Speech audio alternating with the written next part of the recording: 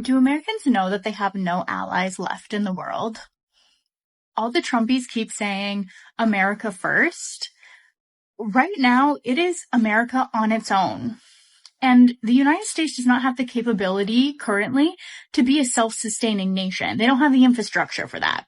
And they're certainly not investing in it. I don't think they know. Believe me, if Donald Trump is president again, at some point or another, that ugliness will touch all of our lives.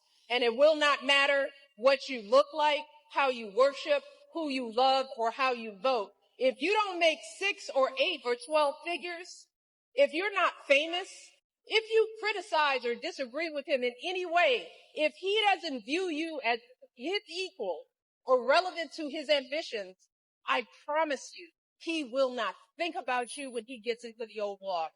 Guys, if you just stay really quiet and go outside for a second, you can literally hear Canada laughing at us right now.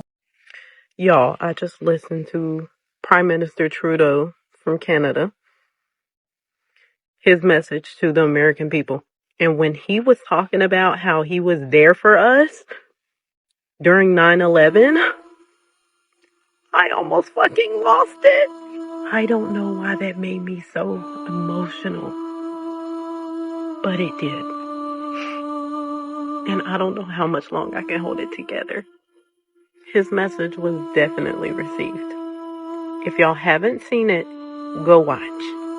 And most of us already know this, but we are totally... Hello everyone, welcome back to Trending Pulse Worldwide. If this is your first time here, welcome to the real side of the internet where we break down the biggest stories without the fluff. And trust me, you're gonna want to hit that subscribe button because if this economic mess is any sign of what's coming, you'll want to stay ahead of it. And I bring you the stories they don't want to talk about, and I also don't hold back. So if you like keeping it real, make sure you subscribe and turn on notifications. Now let's get into it. So, when Trump slapped tariffs on Canada, Mexico, and China, Americans were told it was about taking back control. But here's the problem. The only people paying the price are Americans themselves. Prices are up, businesses are struggling, and even Trump's biggest supporters are realizing they got played. But don't just take my word for it. Let's roll the clips. So by now we've all heard that Canada is removing Jack Daniels from the shelves, and Jack Daniels has responded. They have said that Canada removing their bottles from shelves will be more detrimental to them than just Trump's tariffs alone. But is this you, Jack Daniels? Because if I recall, 6 months ago, you guys scrapped your DEI program. So I kind of think you had this coming anyways, and it's well deserved. Also, is this you? I noticed that you guys donated bottles to Donald Trump's inauguration. So again, well deserved. Lastly, I'd like to point out the method in which Jack Daniels uses to distill their whiskey wasn't even created by Jack Daniels in the first place. He learned it from a formerly enslaved man named Nearest Green. Nearest Green was the first known African-American master distiller.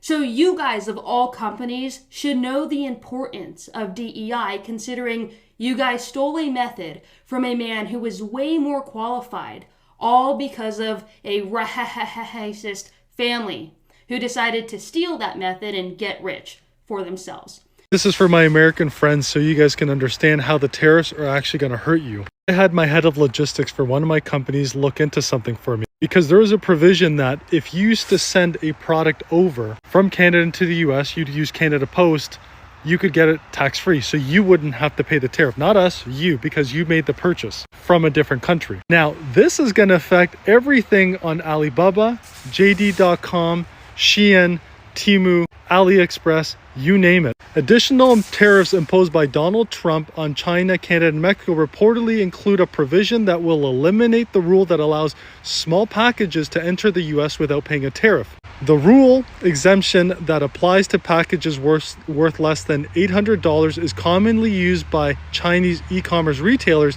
to sell goods at lower prices by shipping them directly to consumers into the US. This is from Bloomberg. Trump's putting an end to the exemption, and it could affect all those retailers that I just mentioned. Temu, for example, has benefited from this exemption by offering low prices to shoppers who were willing to wait for the goods to be delivered. Because that doesn't exist anymore, they aren't paying the tariffs. You are. So all those cheap products you used to get from Temu, JD.com, Shein, all the dresses, everything, you name it, household items, they're all going up, baby. Oh yeah, and keep in mind, the tariff for China, it's not the 10%.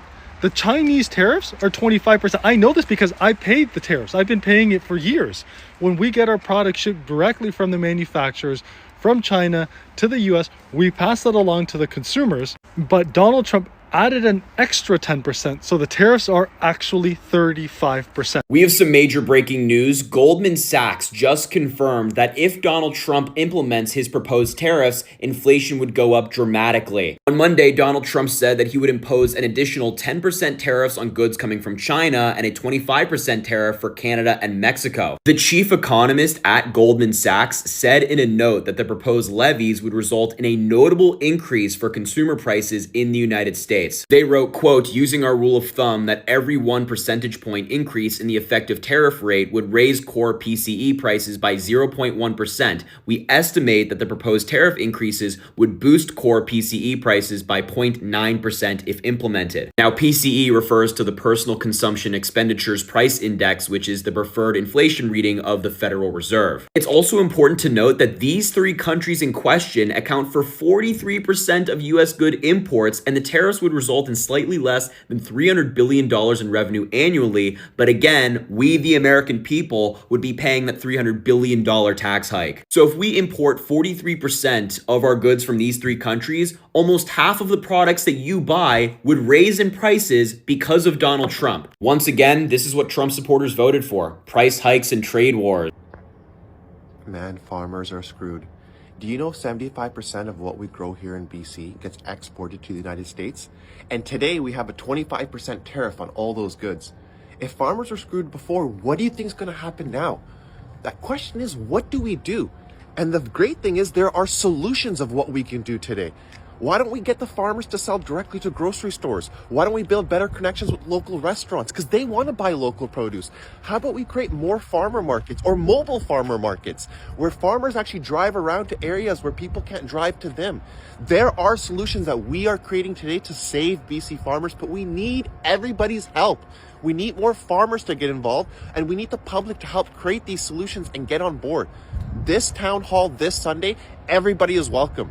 Come, hear the game plan that we're putting in. We need your help. It's on Sunday, March 9th. It's starting at 5 p.m. In fact, we're going to have free dinner for everybody, because in order to save farmers and ultimately Canada, we got to all work together.